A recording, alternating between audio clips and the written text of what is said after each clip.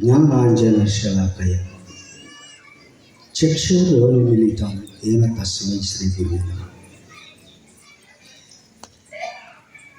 ಪ್ರಾತಸ್ಮರಣೀಯ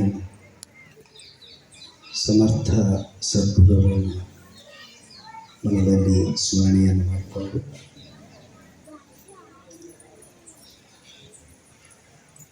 ಸಮರ್ಥ ಸದ್ಗುರು ಸಂಗಮಬಸವ ಶಿವಯೋಗಿಗಳ ಜಾತ್ರಾ ಮಹೋತ್ಸವದ ನಿಮಿತ್ತವಾಗಿ ಹಮ್ಮಿಕೊಂಡಂಥ ಸದ್ಗುರು ಸಿದ್ಧಾರೂಢ ಮಹಾಪುರಾಣದ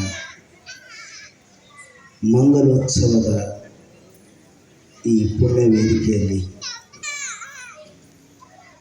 ಪಾವನ ಸಾನ್ನಿಧ್ಯವನ್ನು ದಯಪಾಲಿಸಿದ ಪಿತೃಸ್ವರೂಪಿ ಪರಮ ಪೂಜ್ಯ ಶಟಸ್ಥಲ ಬ್ರಹ್ಮಿ ಅಭಿನವ ರುದ್ರಮುನಿ ಮಹಾಸ್ವಾಮಿಗಳ ಚರಣಗಳಲ್ಲಿ ಅನಂತ ಕೋಟಿ ಪ್ರಣಾಮಗಳನ್ನು ಸಲ್ಲಿಸು. ಅದೇ ತೆರನಾಗಿ ನಮ್ಮೆಲ್ಲರಿಗೂ ಕಳೆದ 15 ದಿನಗಳವರೆಗೆ ಸದ್ಗುರು ಸಿದ್ಧಾರೂಢರ ಕಥಾಮೃತವನ್ನು ಪುರಾಣ ಪ್ರವಚನವಾಗಿ ಎಳೆಯಾಗಿ ಸದ್ಗುರುವಿನ ತಿರುಳನ್ನು ನಿಮ್ಮೆಲ್ಲರಿಗೂ ಮನಮುಟ್ಟುವ ಹಾಗೆ ತಮ್ಮ ಅಮೃತವಾಣಿಯಿಂದ ಉಣಬಡಿಸಿದ ಎಂಕಂಚಿಯ ಪರಮ ಪೂಜ್ಯರಾದ ವೀರಭದ್ರಾಯ ಮಹಾಸ್ವಾಮಿಗಳ ಚರಣಗಳಿಗೂ ಅನಂತ ಕೋಟಿ ಪ್ರಣಾಮಗಳನ್ನು ಸಲ್ಲಿಸಿ, ಹಾಗೆ ಇರುವ ಮಾತುಶ್ರೀ ಅವರಿಗೂ ನಮ್ಮ ಕರೆಗೆ ಒಗ್ಗಟ್ಟು ಇಂದಿನ ಈ ಮಂಗಲೋತ್ಸವದ ವೇದಿಕೆಯಲ್ಲಿ ಅತಿಥಿ ಸ್ಥಾನವನ್ನು ಅಲಂಕರಿಸಿದ ಎಲ್ಲ ಮಹನೀಯರಿಗೂ ವಂದನೆಗಳನ್ನು ಸಲ್ಲಿಸಿ, ಹಾಗೆ ಇರುವ ಕಲಾವಿದರಿಗೂ ಮತ್ತು ಇಲ್ಲಿ ಸೇರಿದ ಎಲ್ಲ ನನ್ನ ತಂದೆ ತಾಯಿಗಳಿಗೂ ಅನಂತ ಕೋಟಿ ನಮಸ್ಕಾರ. ನಾವು ಏನಾದರೂ ಮಾಡ್ತೀವಿ ಕೆಲಸ, ಇದು ಮಾತಾಡೋದಾದರೆ ದೊಡ್ಡ ಜಡ, ಇದೊಂದು ಬರಲಾರ ಕೆಲಸ, ಅದು ಬಂದೇ ಇಲ್ಲ ಪರಂಪರೆ ಒಳಗೆ. ಏನದ ಸಂಗಮಬಸವ ಶಿವಯೋಗಿಗಳು ಈ ಜೀವಿತಾವಧಿಯೊಳಗೆ ನಾನು ಕಂಡಂತೆ ಸಿಂದಗಿಯಲ್ಲಿ 1990 ಇಸ್ವಿಯೊಳಗೆ ಶಿವಕುಮಾರ ಸ್ವಾಮಿಗಳು, ಬೀದರ್ ಶಿವಕುಮಾರ ಸ್ವಾಮಿಗಳು ಪ್ರವಚನ ಇತ್ತು. ಆಗ ಕೇವಲ 1 ನಿಮಿಷ ಮಾತಾಡೋರು. ಅವ್ರ ಜೀವಿತಾವಧಿಗೆ ಅದು 1 ನಿಮಿಷ ಮಾತಾಡಿದ್ದು ನಾನು ಕೇಳಿದೆ. ನಮ್ಮ ಗುರುಗಳು ಸಹ ಅಷ್ಟೇ, ಎಷ್ಟು ಬೇಕು ಅಷ್ಟು ಬಳಸೋರು.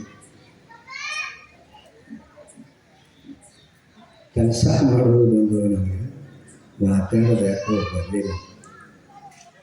ಇವತ್ತು ನಮ್ಮ ಅಂಕಚ್ಚಪ್ಪ ಆಶೀರ್ವಾದ ಮಾಡ್ಯಾನ, ಒಟ್ಟು ಮಾತಾಡಿ ಏನು ಅಂತೇಳಿ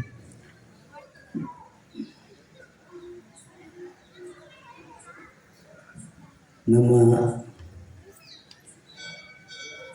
ಭಾರತದ ಇತಿಹಾಸದಲ್ಲಿ ಈ ಭೂಮಿಯಲ್ಲಿ ಎಷ್ಟೋ ದೇಶಗಳು ಉದಯ ಆಗ್ಯಾವ. ಇನ್ನೂ ಆಸ್ಟ್ರೇಲಿಯಾ, ಅಮೇರಿಕಾ ಈ ದೇಶಗಳಿಗೆ ಇನ್ನೂ ಹೆಸರೇ ಆಗಿದ್ದಿಲ್ಲ. ಆಗಲೇ ನಮ್ಮ ಭಾರತದಲ್ಲಿ ಜ್ಞಾನದ ಬೆಳಕು ಉದಯ ಆಗಿತ್ತು. ಇದು ಪುಣ್ಯಭೂಮಿ. ಎಷ್ಟೋ ಕಾಲದಿಂದ ಮಹಾತ್ಮರು, ಋಷಿಗಳು, ವಿದ್ವಾಂಸರು ಈ ಧರ್ಮವನ್ನು ವಿಸ್ತಾರಗೊಳಿಸುವುದು.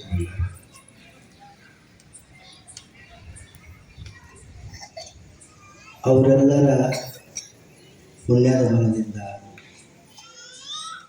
ಆ ತತ್ವಗಳ ತಿರುಳುಗಳನ್ನು ವಿಂಗಡಿಸಿ ಸರಳೀಕರಣ ಮಾಡ್ಕೊಂಡು ಬಂದಾಗ ಅದರ ಪುಣ್ಯದ ಫಲವಾಗಿ ನಾವು ಇವತ್ತು ಸುಖವಾಗಿ ಶಾಂತಿಯಿಂದ ನೆಮ್ಮದಿಯಿಂದ ಬದುಕಲಿಕ್ಕೆ ಅವರು ಮಾಡಿದ ದಾರಿ ಅವ್ರು ಹಾಕಿಕೊಂಡಂಥ ಪರಂಪರೆಗೆ ಅನುಗುಣವಾಗಿ ಈ ಜಾತಿ ಪೇತ್ರಿಗಳು ನಡೆದಾವ. ಯಾಕಂದರೆ ಸಮಾಜದಲ್ಲಿ ಒಂದು ವ್ಯಕ್ತಿ ಹೇಗೆ ಬದುಕಬೇಕು, ಬದುಕನ್ನು ಹೇಗೆ ಸವಿಸಬೇಕು ಅಂತ ಹೇಳೋದಕ್ಕಾಗಿ ಇವೆಲ್ಲ ಪುರಾಣಗಳು. ಸಿದ್ಧಾರೂಢರು ಜನಿಸಿದರು, ಲೋಕ ಕಲ್ಯಾಣ ಮಾಡಿದರು, ದೇವನ ಇಟ್ಟರು. ಇಷ್ಟು ಕಾಲದೊಳಗೆ ಅವರು ಏನನ್ನು ಸಾರಿದರು ಅಂತ ಹೇಳಕ್ಕೆ ಪುರಾಣ ಹೇಳಿದರು. ಈಗ ನಾವಾದರೂ ಮಹಾತ್ಮರಿಗೆ ಯಾಕೆ ಕರೆಸ್ತೀವಿ ಅಂದರೆ ಅವರು ನೋಡಿದ್ರೆ ಒಂದು ಪುಣ್ಯ, ಅವರ ದರ್ಶನ ಸಿಗೋದೇ ಒಂದು ಪುಣ್ಯ.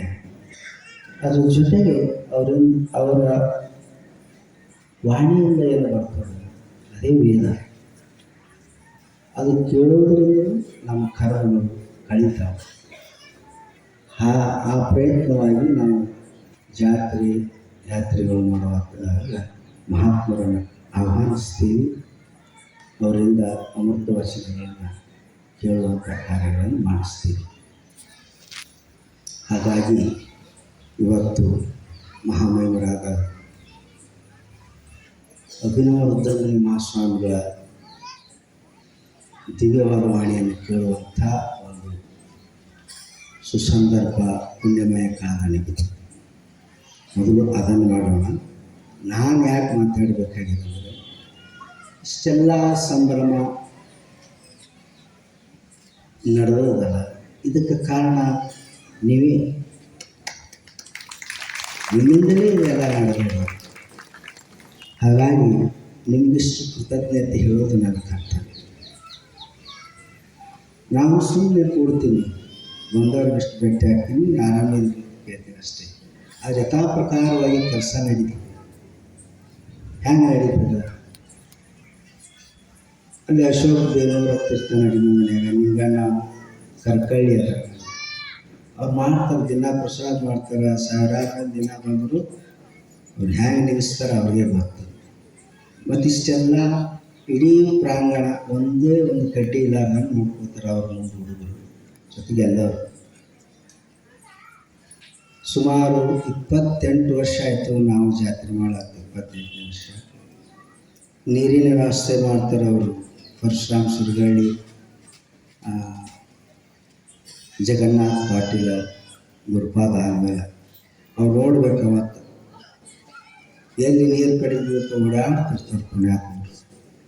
ಅವರೆಲ್ಲ ಇಷ್ಟೆಲ್ಲ ಮಾಡ್ತಾರಂತೆ. ನಾವು ಈ ಕಾರ್ಯಕ್ರಮವನ್ನು ಎಷ್ಟು ಸೊಗಸಾಗಿ ಮಾಡ್ಲಿಕ್ಕೆ ಶಕ್ಯ ಆಗ್ಯಾರ. ಹಾಗಾಗಿ ಇಲ್ಲೆಲ್ಲ ಸೇವೆ ಮಾಡುವಂಥ ಭಕ್ತಾದಿಗಳಿಗೆ ನನ್ನ ಅನಂತ ಕೋಟಿ ಧನ್ಯವಾದಗಳನ್ನು ಹೇಳಕ್ಕೆ ಇಷ್ಟಪಡ್ತೀನಿ. ಮತ್ತು ತಾಯಂದರೆ ನಿಮ್ಮದು ಒಂದು ದೊಡ್ಡ ಕೆಲಸ. ನಾವೆಲ್ಲ ಪಂಡಿತೋತ್ತಮರಿಗೆ ತಂದು ಕೂಡಿಸ್ತೀವಿ, ವಿದ್ವಾಂಸರಿಂದ ಸಂಗೀತ ಗಾಯನ ತಬಲಾ ವಾದನ ಮಾಡಿಸ್ತೀವಿ. ಒಂದು ನೀವೇ ಮುಂದೆ ಕುಂದಿರಲಿಲ್ಲ ಅಂದರೆ ಏನು ಮಾಡೋದು? ಆ ಕಾರ್ಯಕ್ರಮ ಸೊಗಸಾಗಿ ನೀವು ಪ್ರತಿದಿನ ಮದುವೆಯಿಂದ, ಬೋರಿಗೆಯಿಂದ, ಸಿಂದಿಗೆಯಿಂದ ಎಲ್ಲರೂ ಬಂದು ನೀವು ಇಲ್ಲಿ ಕೂತು ಈ ಕಾರ್ಯಕ್ರಮ ಶೃಂಗಾರಗೊಳಿಸಿದ್ರಷ್ಟೇ ಈ ಕಾರ್ಯಕ್ರಮ ಯಶಸ್ವಿ ಆಯಿತು ಅಂಥೇಳಿ ತಮಗೆ ಧನ್ಯವಾದಗಳು. ಮತ್ತು ಶಾಸ್ತ್ರಿಗಳಲ್ಲಿ ನನ್ನದು ಏನಂದರೆ, ನನಗೆ ಅವರ ಪರಿಚಯ ಇದ್ದಿದ್ದಿಲ್ಲ. ಅವರೆಲ್ಲ ಪಕ್ಕದ ಹೆಂಕಂಚಿಯವರೇ, ಹೆಂಕಂಚಿ ಒಳಗೆ ಆದಾರೋ ಸಿಂಧಿಗೆ ಆದಾರೋ ಸ್ಪಷ್ಟತೆ ಇಲ್ಲ ನನಗೆ. ನಮ್ಮ ಶ್ರೀಮಠದ ನಮ್ಮ ಭಕ್ತರು ಶ್ರೀದೇವಿ ನೇಮಶೆಟ್ಟಿ ಮತ್ತು ನಮ್ಮ ಬೋರ್ಗೆಯ ಮಲ್ಲು ಪಾಟೀಲ, ಎಂಕಂಚಿಗೌಡರು, ಇವರ ಹೆಸರನ್ನು ಸೂಚಿಸಿದರು. ನಾನು ಅವರು ಬಹುಶಃ ಸಿಂಧಿಗೆಯ ಸಾಯಿ ಮಂದಿರದಲ್ಲಿ ಪ್ರವಚನ ಮಾಡಿದರು. ಇಲ್ಲಪ್ಪ ಈ ಸಲ ಎಂಕಂಚಿ ಸ್ವಾಮಿಗಳಿಗೆ ಹೇಳೋಣ, ಅವ್ರು ಭಾಳ ಚಂದ ಹೇಳ್ತಾರೆ. ಹಾಗಾಗಿ ಅವ್ರಿಗೆ ಇಲ್ಲಿ ಕರೆಸುವಂತಾಯಿತು. ತಮ್ಮೆಲ್ಲರಿಗೆ ಅವರ ಅಮೃತವಾಣಿಯನ್ನು ದೊರಕುವಂತಾಯಿತು. ಹಾಗಾಗಿ ಅದು ಸೂಚಿಸಿದ ಅವ್ರಿಗೂ ಕೂಡ ನಾನು ಧನ್ಯವಾದಗಳನ್ನು ಹೇಳ್ತೀನಿ. ಅದೇ ಥರನಾಗಿ ನಮ್ಮ ಊರಿನ ಹಿರಿಯರು ಅದ, ಅವರು ಜಾತ್ರೆ ಬಂತಂದರೆ ಅವರೇ ಜ್ಞಾಪಿಸ್ತಾರೆ. ಮೊದಲು ಪಕ್ಕಯ್ಯ ಆಗಲಿ, ಸಾರಂಗಮಠ ಚೆನ್ನಯ್ಯನವರು, ಬೊಮ್ಮಣಿ ಚೆನ್ನೈ ಮಠ, ಇವರೆಲ್ಲ ಒಂದು ಗ್ರೂಪ್ ಅದ ನಮ್ಮದು, ಒಂದು 50 ಮಂದಿ. ಮೀಟಿಂಗ್ ಮಾಡ್ಬೇಕಲ್ರಿ ಜಾತ್ರೆ ಬಂತು ಅಂತೇಳಿ ಅವರೇ ಮೊದಲು ಎಬ್ಬಿಸ್ತಾರೆ. ಏನೇನು ಮಾಡ್ಬೇಕು ಅನ್ನೋದೊಂದು ಕಾರ್ಯಕ್ರಮ ತಯಾರು ಮಾಡ್ತಾರೆ. ಹೀಗಾಗಿ ನನಗೆ ಈ ಜಾತ್ರೆ ಮಾಡುವಲ್ಲಿ ಬಹಳ ಸರಳತೆ ಬಂದದ ಅನ್ನುವಂಥ ಮಾತನ್ನು ಕೂಡ ಇಲ್ಲಿ ನಾನು ಜ್ಞಾಪಿಸ್ಕೊಳ್ತೀನಿ. ಇವತ್ತು ಮಂಗಲ ಪುರಾಣ ಮಂಗಲ ಆಯಿತು. ನಾಳೆ ಪ್ರತಿ ವರ್ಷದಂತೆ ಶ್ರೀ ಸಮರ್ಥ ಸದ್ಗುರು ಸಂಗಮ ಶಿವಗಳ ಕರ್ತೃ ಗದ್ದಿಗೆ ರುದ್ರಾಭಿಷೇಕ ಬೆಳಿಗ್ಗೆ 9 ಗಂಟೆಗೆ. ತದನಂತರ ಗೋಪುರಕ್ಕೆ 63 ಕಳಶಗಳ ಆರೋಹಣ ಇರ್ತದೆ. ಮಹಾಪ್ರಸಾದ ಸಾಯಂಕಾಲ ಆಲಿಮೇಲ, ಮದರಿ, ಬೆನಕೊಟಗಿ, ಭೋರ್ಗಿ ಮತ್ತು ರಾಂಪುರ ಗ್ರಾಮಗಳಿಂದ 6 ಪಲ್ಲಕ್ಕಿಗಳು ಬರ್ತವೆ.